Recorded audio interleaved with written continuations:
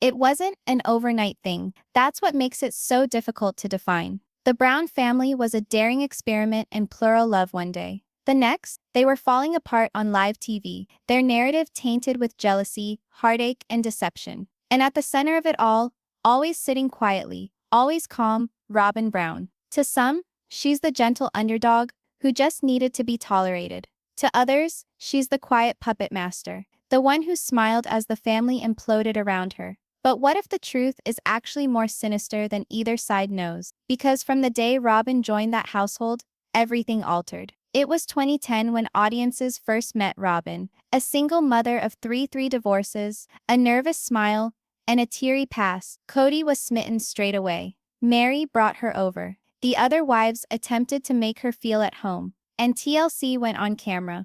At first, it felt like a fairy tale reboot. Robyn seemed grateful, wide-eyed, ready to embrace polygamy with open arms. But looking back now, was she really just playing the part? Because the moment Robyn joined the picture, the Brown family's carefully balanced dynamic tilted, and it never recovered. One by one, the original wives started slipping away. Christine, gone. Janelle, emotionally checked out. Meri, erased. Even the kids, once together, started to break apart along unseen fault lines. And always, Kody gravitated toward Robyn more than any of the others, standing up for her, believing in her, creating a world with her. So here's the actual question. Was Robyn merely the last one standing, or was she quietly sweeping everyone else off the board? Some refer to her as the mastermind. They reference the trends, the way Robyn always teared up at the exact right moment, how her disagreements remained off-screen, how her thoughts came through Kody's mouth instead of her own.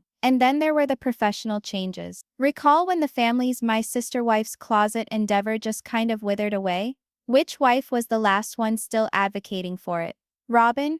When Kody gave up on the vision of one house for broken lots in Flagstaff, who was there for him? Robyn? And when COVID struck, ripping the family apart into warring factions, whose rules then became the law of the land. If we don't obey Robyn's rules, we don't see Dad. That's what Garrison uttered. Not with venom, with sadness. Robyn's power wasn't vociferous. It was subtle, consistent, irreversible.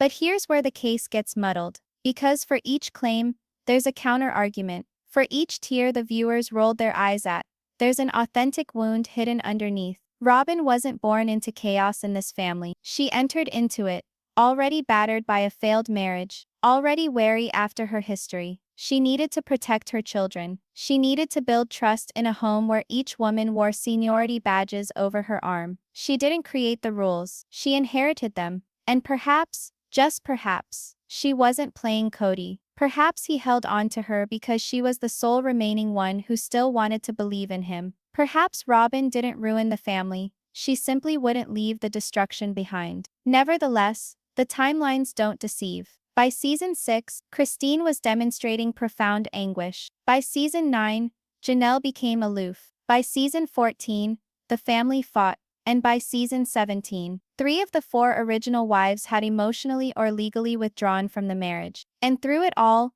Robyn stayed. Some call that loyalty. Others call it strategy. But here's something many people tend to forget. Robyn is the sole one who holds the only legally valid marriage license with Kody. She's not merely the last wife. She's the only wife with legal authority. Was that part of a strategy? Or merely how the cards came to fall? This is where suspicion accelerates. The minute Christine walked out, the story of the family changed, and Robyn's role, it began to seem less like being a fourth wife, and more like being a silent queen. Fans picked up on how the holidays were different, how the kids' relationships broke apart, how Robyn started speaking for the entire family, even as it was breaking down. She'd say things like, "We all feel this way," even if no one else had uttered a word. She'd sit just close enough to Kody in confessional interviews, lightly touching him, close enough to remind the world, "This is who he chose. I didn't ask for this," she'd lament through tears. But what if she didn't have to? The reality is, Robyn has emerged as the most divisive character in Sister Wives history. She's either the wronged soul who simply desired love, or the one who outlived and outmaneuvered the rest of them. And perhaps that's why TLC never took the focus away from her. Because in the back of every viewer's mind, they're still wondering the same thing. Was Robyn a victim of a failing marriage system, or the mastermind behind its demise? Before we open the case file, weigh in below. Did Robyn orchestrate the whole thing, or is it an even darker truth? Leave your opinion in the comments, and stay with us, because the case is just beginning. Before the strain, before the tears, before the collapse of a polygamous empire, there was Robyn. Her initial entry did not look like an intrusion. Not initially. It was gentle, tentative. She entered into a family already established, already knit. A mother of 3 from a failed marriage, anxious but smiling, attempting to fit into something holy. The Browns were accustomed to being whole, 4 components functioning together under one title, one man. And Robyn, she was only supposed to be the missing component they never realized they needed. But what no one knew at the time was that the introduction of Robyn wasn't another chapter. It was the start of the end. In the first seasons of Sister Wives, Robyn came in as a promising addition, the 4th wife to a polygamous marriage that was already overwhelmed by its own complexity. Kody had invested 16 years with Meri, Janelle, and Christine. Their dynamics were complicated but known. Each wife had her own territory. They spent holidays together, parenting responsibilities, breakups. They knew where the boundaries were. Then arrived Robyn, younger, more emotive, legally free, and unlike anyone else. She didn't come in the front door of polygamy. She came in a side gate. Kody had opened himself, and the audience could sense it. The way his eyes flashed around her, the way his smile shifted, the way Meri, once the favorite, began to shrink out of the picture. It wasn't only the coming of a new wife. It was the start of a subtle change in gravity. The other wives were courteous from the beginning. They greeted, they smiled. But in the background, fissures were already beginning to show. Christine confessed she did struggle. She felt replaced. Robyn's arrival unleashed emotions she hadn't anticipated. Jealousy, fear, displacement. And it wasn't unreasonable. Christine had been the final wife added prior to Robyn, and for years, that made her the new one. Now she was just another wife in the line. Janelle, ever the unassuming stalwart of the family, remained neutral, but her expression betrayed more than her lips. There was space, a knowing that something was changing under their feet. And Meri, the one who had brought Robyn into the family to begin with, she began to unravel in silence. Having a new wife was one thing. Seeing your husband fall in love all over again like it was the first time,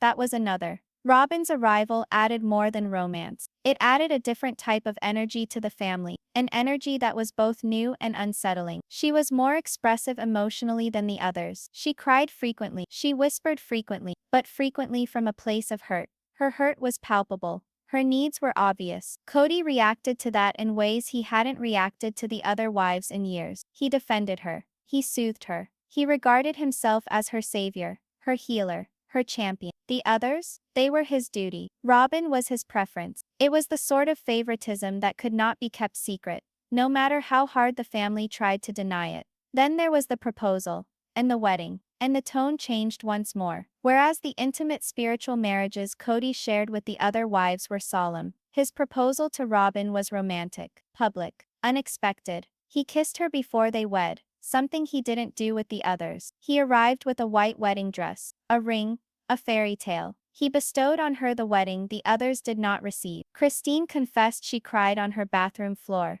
when they became engaged. Meri, who had once smiled beaming alongside Kody, now sat by herself on camera, attempting to defend what she felt. Janelle withdrew even further into silence. Robyn wasn't only coming into the family, she was redefining it. But this is where the suspicion starts to build. Robyn didn't insert herself into this world. At least, not in the open. She frequently told people that she wanted to earn her place, that she had respect for the relationships already established, that she was intimidated to be the new wife. And yet somehow in each shot she was elevated, while the others dissipated. Her kids received more compassion. Her voice was heard first. Her dynamic with Kody was tighter, warmer, more openly reveled in. And when she insisted on a legal marriage, not merely a spiritual one, it wasn't free. Because Kody couldn't marry Robyn legally, unless he divorced Meri. This was a turning point, not only in the family, but in the fans' eyes. Meri had been first, the legal wife, the one who had used Kody's name at the start of this dream, and now she was being asked to forego that,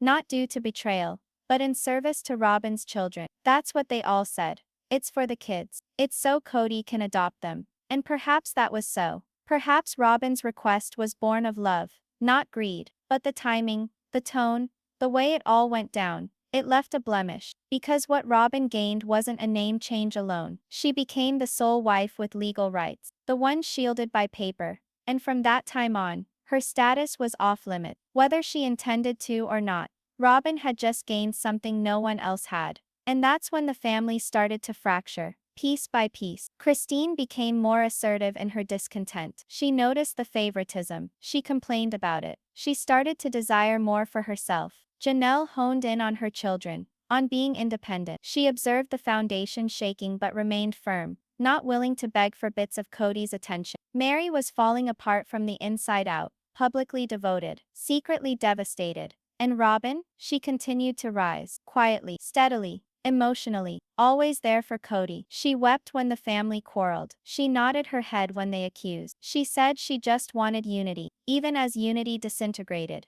And all along Kody continued returning to her. He spent more time at her residence. He stood up for her most vehement. He declared, "She's the only one who's loyal to me." But loyalty is a two-way street. Was Robyn really loyal, or merely strategically quiet? There were rumors among viewers. Clips were analyzed. Moments were revisited with fresh eyes. Robyn's tears, were they genuine, or strategic? Her unease, was it real, or a barrier? Her demand for justice, was it in the name of justice, or power? For as the family imploded, Robyn's world became tighter. She had Kody's ear, his heart, and now, his surname. The others had memories, and perhaps the most chilling aspect of all, Robyn never had to yell. She never schemed. She never fought. The others did that for her. Among themselves, among the cameras, among Kody, Robyn just waited. And when the dust finally settled, she was still standing. But let's wait before we judge. Because the arrival of Robyn might have been the spark, but the fire that had already been brewing for years. The truth is, this family was never balanced. The wounds were there long before Robyn entered the picture. Kody was already stretched thin. The wives were already tired. The structure was already cracking. Robyn didn't light the match. She just walked into the room, and everyone else caught fire. Next time, we dive deeper into the divide. The invisible walls that formed between the Brown wives, and who really built them. But for now, was Robyn's arrival a calm introduction, or a calculated coup? You decide. Leave your verdict in the comments, because on Sister Wives Daily Scoop, the inquiry is only just beginning. A good family does not fall apart overnight. It begins with space, unspoken words, silent nights. People cease to speak, then begin to assume. And before anyone knows it, there are walls where there were once doorways. That is precisely what transpired for the Brown family. When Robyn came along, the transition was not overnight. The deterioration was not in screams or tantrums. It was in whispers, icy stares, passive push-outs. Birthdays began to look different. Family gatherings grew cold. Kody ceased to turn on an equal axe, and the long-held vision of one family under one roof started to feel like more of a distant past than a tangible future. Some believe Robyn didn't build the gap. She simply thrived in it. Let's go back. Prior to Robyn, the Brown family operated in an irregular beat, but a beat nonetheless. The wives took turns with chores, raised each other's children, and leaned into the philosophy that plural marriage was not about competition, but about union. Christine tended to cook for the group. Janelle handled finances and schedule. Meri, the original wife, kept emotional equilibrium intact, even when it stung. And then arrived Robyn, a woman who did not know their systems, their sacrifices, their quiet codes. And rather than learning the rhythm changed for her. When the family relocated to Las Vegas, 4 houses were constructed, one for each wife, and they were all on the same cul-de-sac. It was meant to be a new beginning, but in fact it turned into a community of silos. Each wife had her own domain, her own kitchen, her own rules, her own tradition. What was intended to bring equality instead bred emotional distance. Kody spent more and more time at Robyn's house. The other wives took notice. The kids took notice. Fans took notice. And Robyn, she was always just a tiny bit more present. Her feelings were center stage. Her concerns were quickly addressed. Her interactions with Kody were warm, intimate, and uninterrupted. The others began to shift themselves, not to fit in with each other, but not to be disappointed. This is where the rift became wider than mere time. It became about faith. The Brown wives had for years believed in the foundation of their family. They believed in being together. They believed in standing by one another. They believed in the notion that, though not flawless, they were better together. But Robyn introduced a different energy. She wasn't raised in polygamy. She opted for it, but under much different circumstances. She didn't arrive from decades of sharing love, or biting back, or giving up time. She arrived as someone accustomed to being a priority, someone who had known monogamy first. And whether or not she knew it, she brought with her a version of Kody that the others had long since quit expecting. That expectation reshaped the rules for everybody. There's one that fans tend to reference, a still moment, but an informative one. Robyn and Kody sit together,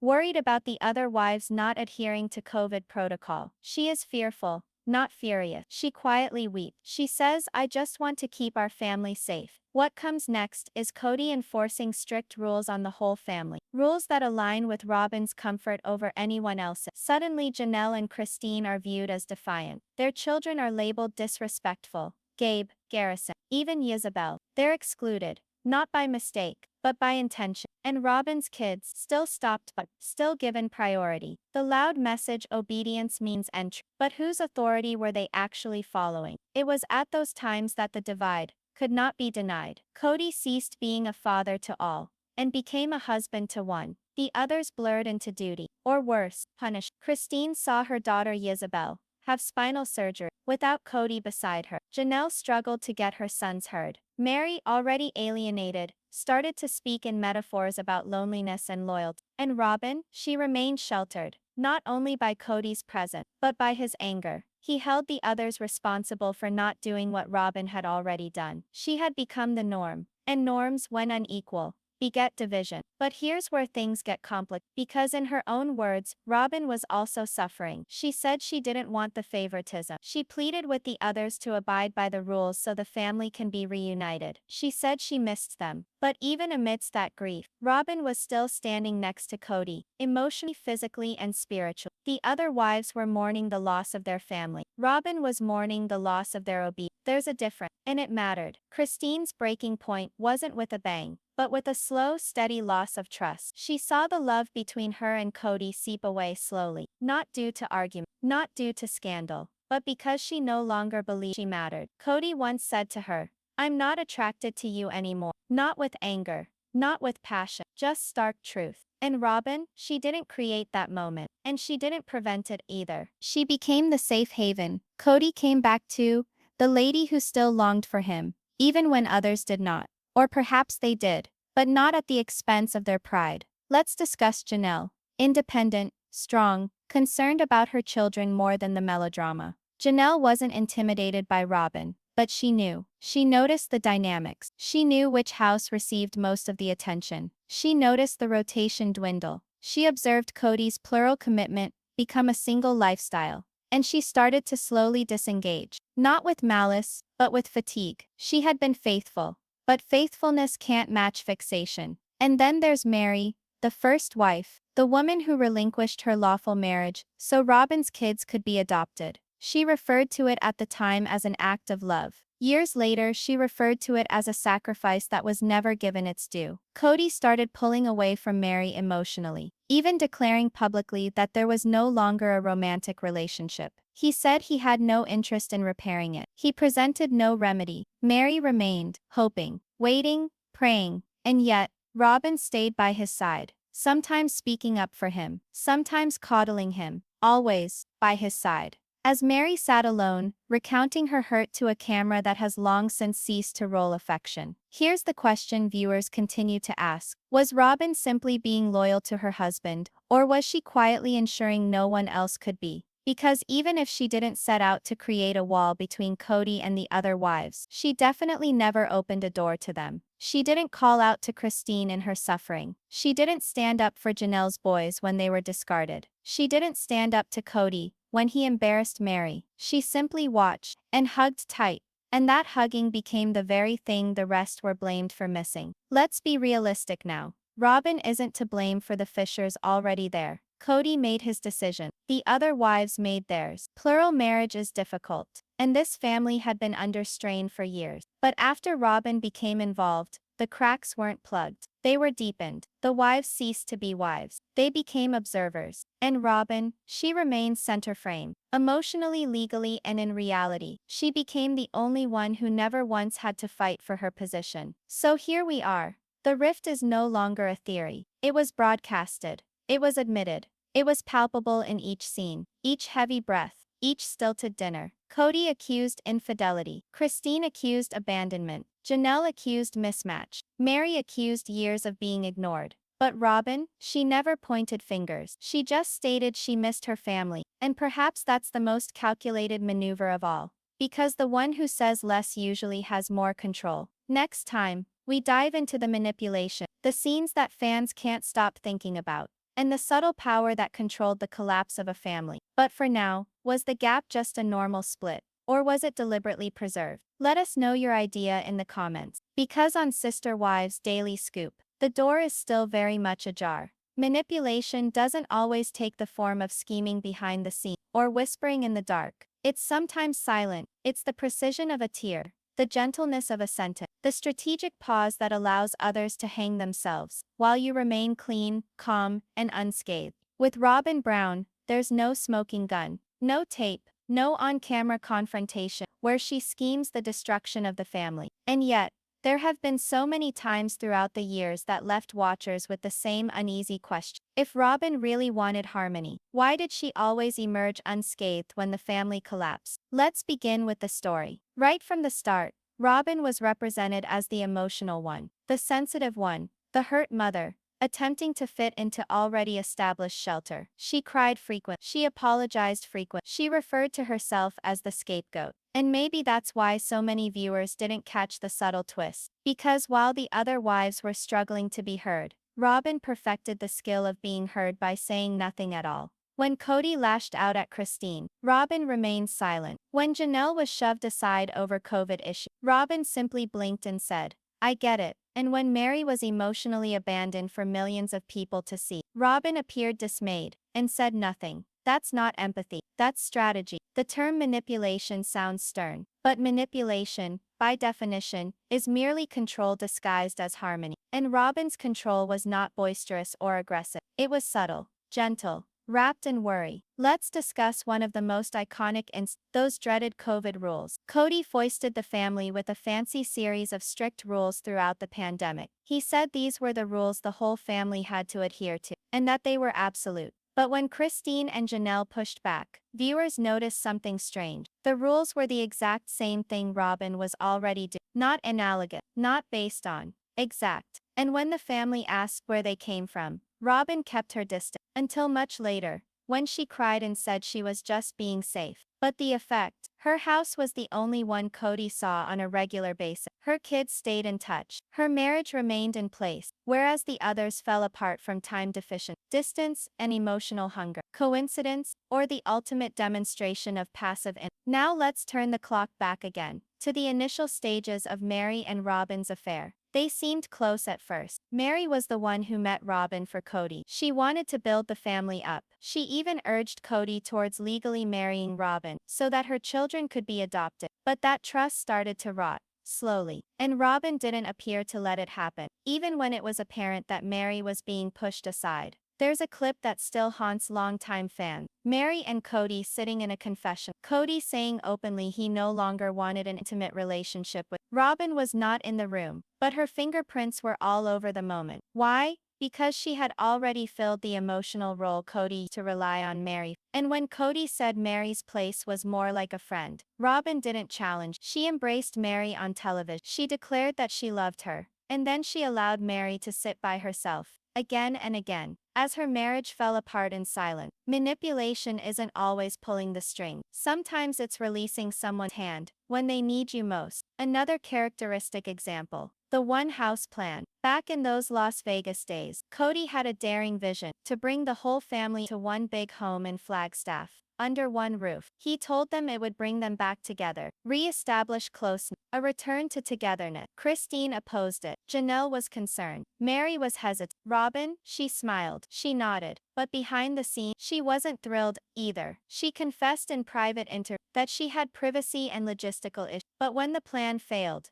It was the other wives who were faulted for being resistant. Robyn again emerged with a good cop image. Despite her own reservations being identical to everyone else, it was the ideal setup. Say less, cry more, let the others say their mind, and be labeled difficult. Let Kody stick up for you. Let the camera catch your pace, and then step back into the one who's trying. Here's where the pattern is difficult to overlook. Robyn always positioned herself as the emotional victim, the one who merely wants the family, but she never spoke out against Kody's favorite. She never accused him of how he was treating the other wives. She never sat the other women down and said, "Let's fix this." Instead, she uttered a single sentence, "I just want the family." But underlying that sentence was another question nobody ever asked. Which family does Robyn want? Because the one she came into before her, with wives sharing loads, time, children, and hardship, that family didn't work for her. The one where she had immigration status, emotional priority, and greater camera coverage, that one did. And sometimes wanting something to work doesn't mean wanting it fair. One of the more chilling episodes came during Christine's ex. She had finally reached her breaking years of neglect, emotional abandon, favoritism. She told Kody she no longer wanted to be married. Robyn's reaction: she cried. She called it heartbreaking. And then she at once questioned Christine's motives, complaining that she was concerned about the kids, and that Christine's decision was so fast. Fast? Christine had been expressing her needs for years, years of being ignored. And yet, Robyn framed her departure as reckless, even selfless. It was another masterful narrative shift, one which positioned Robyn as the stable one, the devoted one, the emotional north, and labeled Christine a quitter. Now let's discuss the kids. Robyn repeatedly spoke about how much she wanted the children to be close with the other siblings, but the reality is, relationships between her children and the rest of the family became more apart, not closer. She didn't push the boys to make up with Kody. She didn't stand up when Kody alienated Gabriel and Garrison. She didn't make overtures publicly to Isabel after the surgery ordeal. Rather, she remained obsessed with her own home. And still, she continued to assert that she was the one doing her best to keep everyone together. It started to get noticed by fans. Robyn's words and actions were seldom consistent. She professed to want healing, but didn't act on it. She professed to desire unity, but never entered into the discomfort required to restore it. She cried, but only for things that were about herself. That's not healing. That's self-preservation masquerading as sympathy. By this stage in the story, manipulation is less about moments and more about momentum. Christine was gone. Janelle was emotionally out. Meri was ghosted. And Kody? He was living with Robyn full-time, traveling less, engaging less, talking more like a husband in a monogamous marriage than a plural patriarch. And Robyn? She kept telling us she didn't want this. But viewers began to wonder, then why didn't you stop it? And here's the toughest truth in all of this. Sometimes the strongest manipulations are disguised as helplessness. Robyn never insisted on power. She simply remained soft, remained immobile, allowed others to bend rules, and observed the fallout. She never had to struggle for power. She simply waited for everyone else to relinquish it.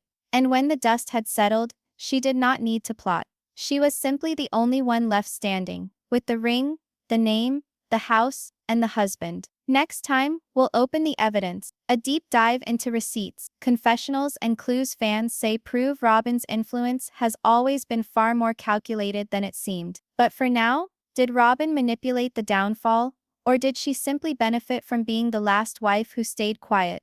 Drop your theories in the comments, and don't forget, we're not done. Because on Sister Wives Daily Scoop, the truth always comes back around. At some point, suspicion needs proof. Because theories, no matter how believable, can only carry weight for so long. And in the case of Robyn Brown, we've heard the stories, we've seen the tears, we've watched the family fall apart, piece by piece. But now, it's time to open the drawer, the one filled with old clips, unanswered questions, and contradictions which once lined up side by side, create a picture even Robyn can't silently sob her way out of. This isn't drama anymore. This is proof. Let's start with the loyalty claim. Time and time again, Kody has complimented Robyn as loyal. He used it as a tool to attack the other wives, particularly Christine and Janelle. He mentioned Robyn was obedient, that she was respectful, that she didn't cross him. But loyalty in a plural marriage is more than obeying a husband. It's more than being respectful.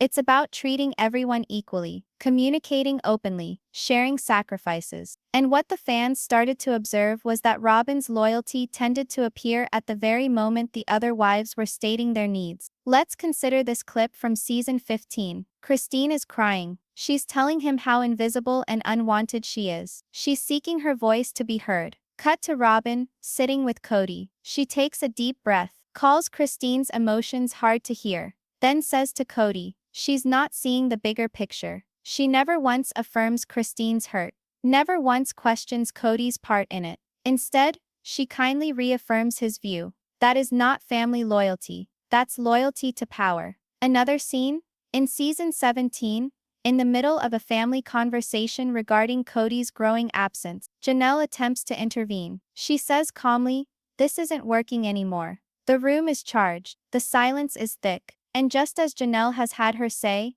Robyn intervenes, not with validation, but with deflection. She turns to Kody and says, "I am concerned about how this is impacting your health." At once the subject has been changed. It's no longer Janelle's abandonment. It's all about Kody's stress. And Robyn did it in one sentence. The fans immediately called her out on it. Comments went wild on social media. Robyn hijacks every moment with fake concern. She deflects like a pro. That's not emotion, that's manipulation. Evidence doesn't necessarily have to yell. Sometimes it whimpers, over and over again. Let's dive into something even more profound, the adoption storyline. Way back when Kody legally divorced Meri for the sake of marrying Robyn, there was a public explanation. He had to become the adoptive father of her 3 children from her first marriage. It was framed as a family-first choice, but many years on, that legal status morphed into something much more significant than parenting rights. Because with that one action, Robyn was the sole wife with legal authority. And when things started to fall apart, who had access to money? Who was bound to Kody in business and taxes? Who could assert marital authority on documents, inheritance and property? Robyn. The other wives were spiritual partners. Robyn became the legal foundation of the Brown Empire. And here's the catch. Once adoption was finalized, the intimacy between her children and the rest of the family never really developed. No yearly reunions with the entire family. No long-term sibling bond created in the union. What was really gained then? Legally, Robyn gained security. Emotionally, everyone else lost ground. Now discuss birthdays. Yes, birthdays. Little detail? Perhaps. But in plural marriage, how time is spent is everything. Fans started monitoring how Kody would go to every birthday celebration for Robyn's kids, regardless of the schedule, regardless of the tension between the other family. But with the other children,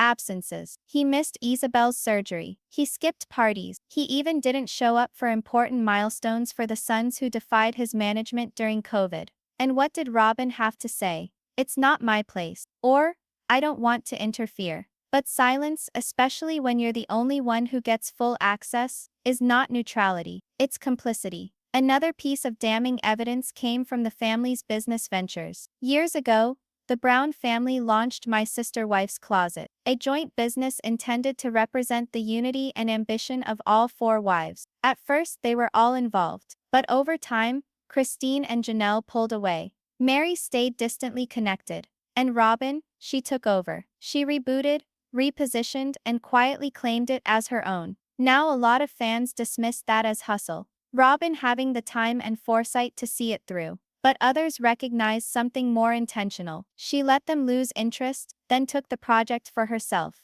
And here's the layer beneath. When the business didn't do well, Robyn was quick to attribute it to the fact that the other wives didn't stand behind her. But Christine had long insisted that she was pushed aside. Meri said she wasn't afforded room to offer her creative input. Was failure a lack of assistance, or the result of subdued solitude? Not convinced yet? Let's examine how Robyn presents her sorrow. In almost every episode of A Wife's Departure, Robyn cries. She states she's devastated, that she didn't want this. But what she never does is battle for them to remain. She doesn't appear on Christine's doorstep with a petition. She doesn't facilitate between Kody and Janelle. She doesn't extend herself to Meri beyond a hug and a sorrowful face. She just grieves, on tape, and remains stationary. Real sorrow compels us to do. Performative sorrow compels us to tears, then recovers to comfort. let's speak to the largest fan myth of all, Robyn's innocent act. Many believe that Robyn hides behind her emotionalism to avoid accountability, that she uses phrases like, "I'm just trying to love everyone,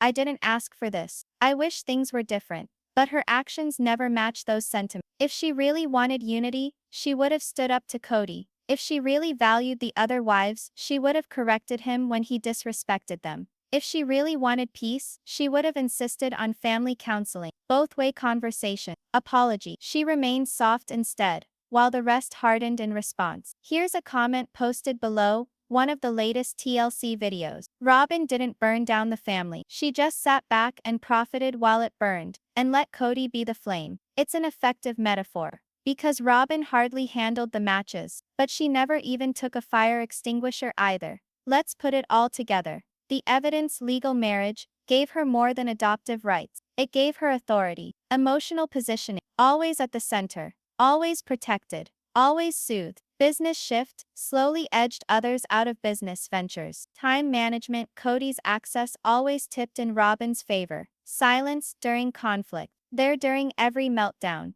gone during every mending. Sympathetic language, contradictory behavior, emotionally responsive, but infrequently proactive. Strategic tears, timed at important moments to deflect blame or change mood. Is this solid evidence of a mastermind at work? Perhaps not in the legal arena, but in the court of public opinion, these receipts are stacking up.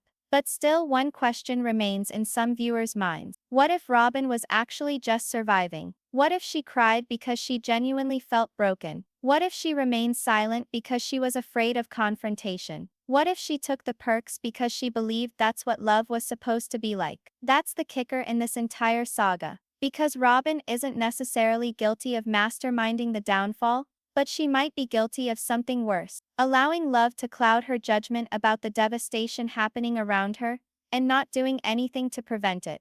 Next, we dive into the last chapter, Part 5, the verdict, where the truth is no longer our duty to reveal. It becomes yours. But for now, do these receipts incriminate Robyn, or acquit her? Leave your thoughts below. Because on Sister Wives Daily Scoop, your voice is part of the case. The dust has settled, the footage has aired, and what was originally a story of love, faith, and unity has turned into a case file of shattered promises, emotional exiles, and one woman left in the middle. Robyn Alice Brown, the fourth wife, the legal wife, the only wife who remained alongside Kody Brown when the credits rolled. Some refer to her as the mastermind, others refer to her as a scapegoat.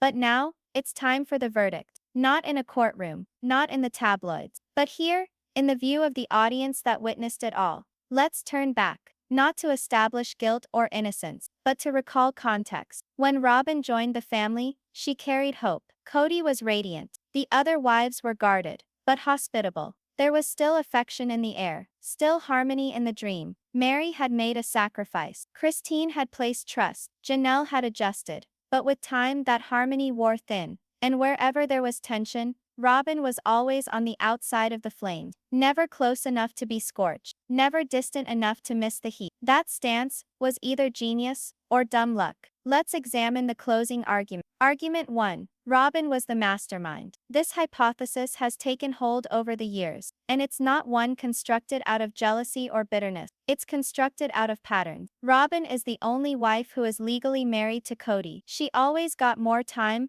more validation, and more emotional support. She seldom, if ever, stood up for the other wives when Kody mocked or belittled them. She was the obedient, rule-abiding wife, while quietly profiting from the repercussions the others incurred by speaking up. Her soft tears, her emotional withdrawal from direct combat, her quiet ascent to privilege. It all fueled a quiet narrative. She didn't break the family, she just didn't let it be broken. And when the fans connected the dots, the outcome wasn't a fanged villain. It was a woman who smiled into silence and let everyone else appear furious while she remained spotless. That's a move of power, one that doesn't involve plotting, only waiting. But then there's the other side. Argument 2. Robyn was misunderstood. Let's be real. Robyn walked into a cracked system. Kody's marriage to Meri was complicated emotionally. Janelle had established her life on independence. Christine was already grappling with jealousy and self-esteem prior to Robyn's arrival. And what did Robyn do? She entered into it, anxious and vulnerable. She attempted to bond. She attempted to support the family business. She attempted to acclimate to a system that didn't support softness. And in response, she was blamed for being manipulative because she had cried. Labeled a homewrecker because Kody loved her openly. Dubbed a villain because she didn't scream, because she didn't fight, because she didn't confront Kody publicly. What if she was merely struggling to survive? What if her silence wasn't strategy, but terror? What if her closeness to Kody wasn't manipulation, but comfort? After decades of single parenting children through a failed marriage, is it possible that Robyn just loved differently? To really answer that, we must ask the question nobody will say out loud. If Robyn had never existed, would the Browns still be together? It's hard to accept. It's not fair. But it's a legitimate part of this case. Because before Robyn, the cracks were already starting to appear. Meri was isolated. Janelle was emotionally detached. Christine felt invisible. Kody wasn't doing the plural structure well. He admitted it. So Robyn's arrival,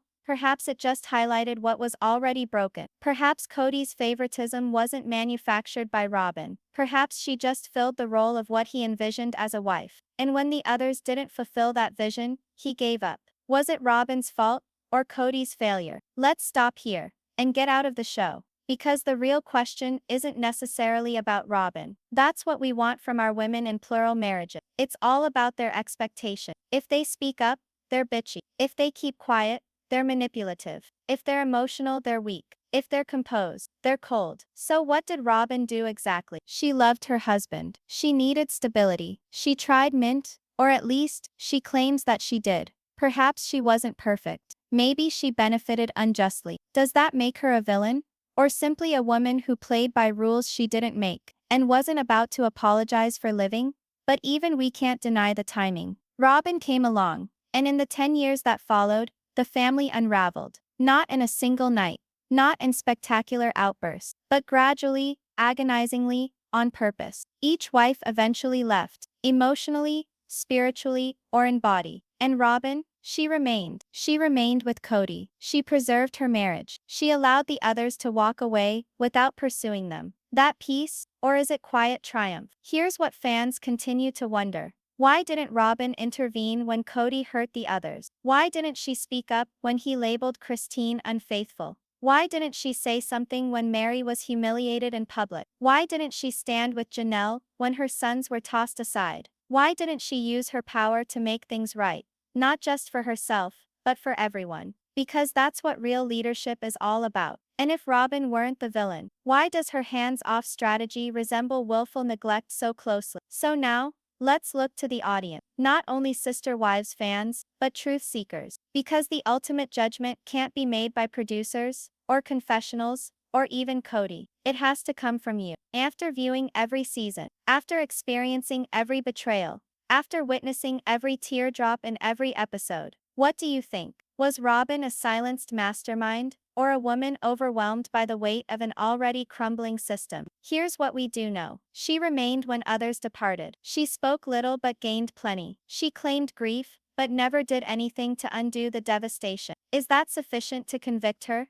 Or is it sufficient to say, she simply didn't have the tools to repair what Kody destroyed? Let's wrap this up with a closing picture. Christine, Janelle, Meri, each standing at a door looking back, hoping Kody might chase after them. But he didn't. He stayed inside, with Robyn, the woman who never asked him to lead better, because she already had his full attention. And in the silence of their home, with the cameras slowly fading, Robyn wipes another tear. And we're left wondering, is that a woman's face who won? Or a woman who's left alone with the remnants of a dream she never meant to destroy? Your turn. Was Robyn the subdued mastermind behind a failing empire, or simply the sole survivor holding the pieces? Leave your verdict in the comments, and don't hold anything back, because on Sister Wives Daily Scoop, we don't merely tell the tale, we complete it together.